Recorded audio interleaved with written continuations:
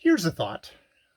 The only thing worse on YouTube than being ignored is being massively popular.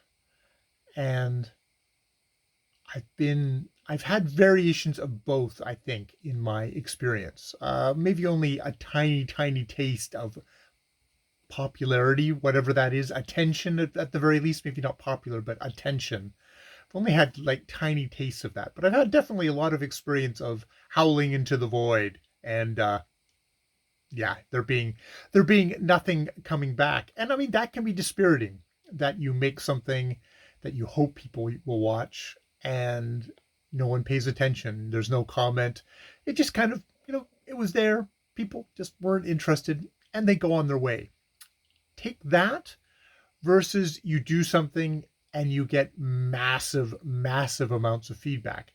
It didn't happen to me, but I've seen a lot of YouTubers who've gone from like nothing to having giant audiences where something about the psychology of the audience, they demand more. They demand constancy. They demand you do certain, seems like they demand you do certain things, or at the very least they find something that you do really well and they respond to that. And when you try and do something else that maybe just isn't your thing or that you're not as good at, they don't respond, and that can feel very much like the audience is trying to wrest control away from you of what you want to do, and get you to kind of perform for them, and that can definitely work into a thing of people feeling obligated to do certain kinds of creations, certain kinds of videos, certain kinds of stories.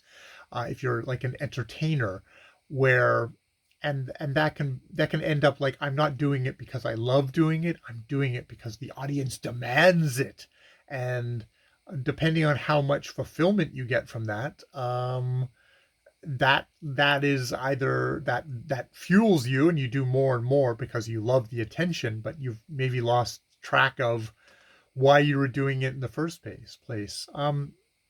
There's also the thing of being someone who is so micro. It's like the people who do watch, I know them, and it's like there's a kind of a personal relationship there.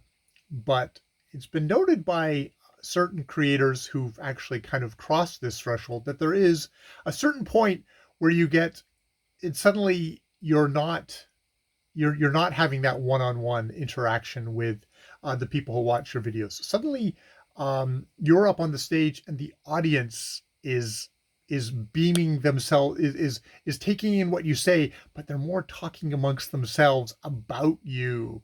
It's that point in the comment section where people, they're not talking to you, they're talking to other people in the comment section, because it's so massive that you can't. And it's, in a lot of ways, it's quite alienating that way. There's also the thing of when you get to that kind of a size, there becomes people who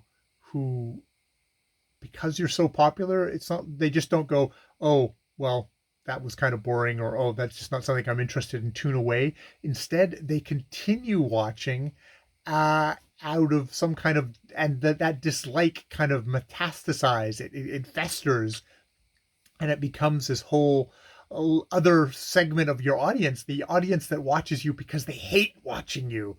It's the hate watch, and indeed, with like with large channels on YouTube, there very much is an economy of drama of, I'm going to tell you all the things that are crappy about this super popular creator, which I wonder how many people watching it are also fellow haters, but there's the other people who are like, oh yeah, I watch a lot of their videos. Oh yeah, that is kind of annoying, and kind of enjoy it. They get a little bit of a frisson out of that way. It's like, oh yeah, that confirms some of my own thoughts or beliefs about this person making videos. And it's one of these things of, when you're ignored on YouTube, you're not as shaped by YouTube. Though, I mean, the thing about being ignored on YouTube is that it hurts, and then you try and figure out ways and shape yourself in certain ways to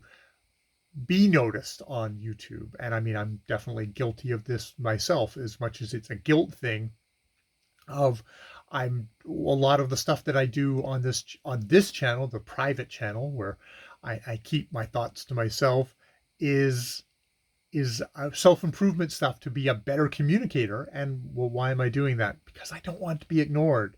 But there is that tentative side of myself that says, well, I don't want to be ignored, but I also don't want to be noticed in the way that the suddenly you can be noticed by the giant beast, which is the collective audience. I'm not talking about individual people, but just about this general kind of weird group psychology that is the audience, and you being the performer on stage, and like how well you can deal with that, how well you can handle yourself, how well you have the tools to handle that. I mean, I think that's something that I look at and myself, is that I'm really grateful in a lot of ways that, partially through my own ineptness, but also partially because of my own disquiet, I've never pursued, I never gained any kind of popularity or attention. I've gained attention like once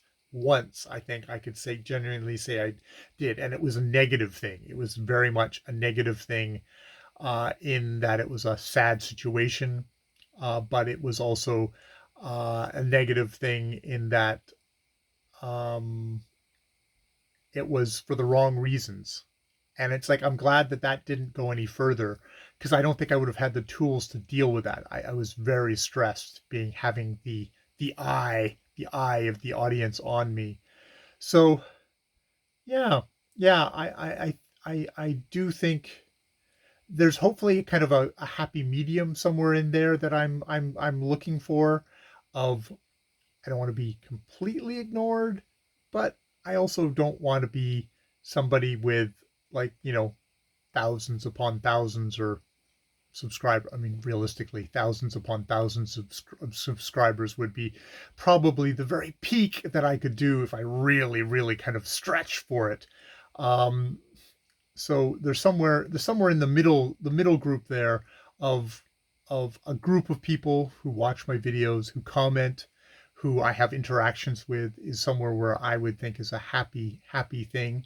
And it's something to keep in mind when I see people with massive audiences, some of whom I've actually inspired, and they started doing their channel because of me, and then have gone on because they have that kind of the work ethic and the instincts and kind of the poise and dignity, and confidence and kind of self-possessiveness enough to be able to kind of manage that.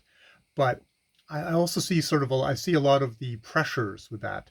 I think of one creator who, I have to say, they sound kind of paranoid in how much that they've taken in, they've taken very personally, which I don't know how you wouldn't take personally, people's withdraw from them as they've gotten larger and larger.